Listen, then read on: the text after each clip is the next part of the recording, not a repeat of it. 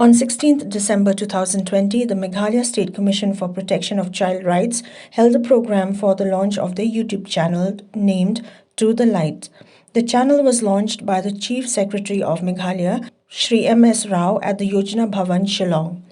Speaking to media persons after the launch of the channel, the chairperson of the Meghalaya State Commission for Protection of Child Rights, Ms. Iamon I Syiem, said that the YouTube channel was created as physical awareness programs could not be held throughout the year due to the pandemic.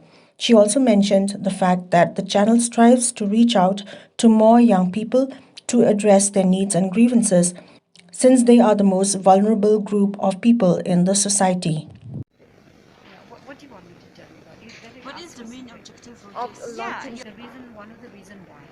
One of them is because we can't do any awareness programs physically, so we're living in a digital kind of world, and we have to enter that digital space. As you see, it's like a competing space. How are we going to reach our children if we don't reinvent ourselves, and be relevant to the times? So I feel that this is only one of the ways where we can reach our young people. Aggravated.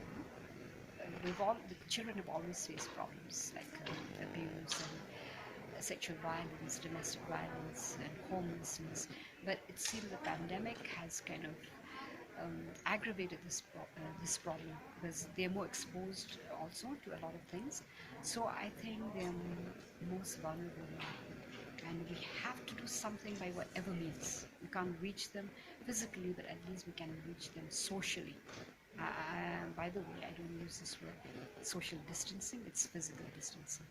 It's just that because we're social beings and we need to relate. We're desperate actually to relate to each other. So the possibilities of video content are endless.